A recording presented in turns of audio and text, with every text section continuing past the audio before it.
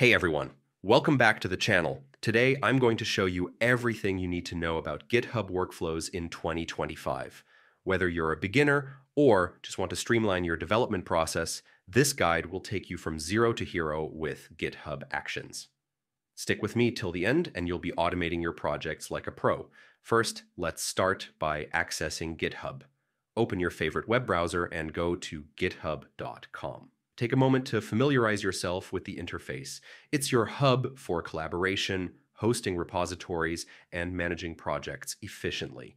If you already have an account, click Sign In at the top right corner and enter your credentials. New here? No problem. Follow the simple prompts to create a free GitHub account and you're ready to go. Navigating to Actions.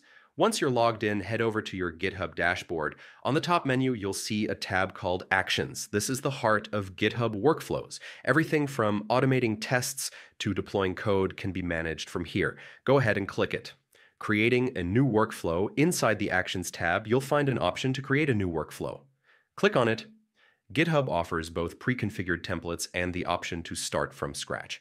Templates are super handy if you want to set up standard CI/CD pipelines quickly. Configuring workflows. After selecting a template, click Configure. Here, you can customize your workflow to fit your project perfectly.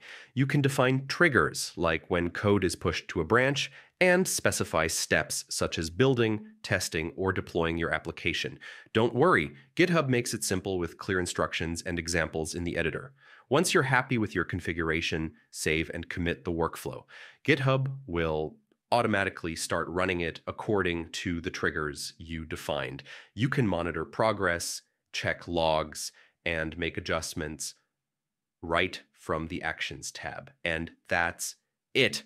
In just a few clicks, you've created your first GitHub workflow and automated parts of your development process. Workflows are a game changer for efficiency, collaboration, and keeping your projects error-free.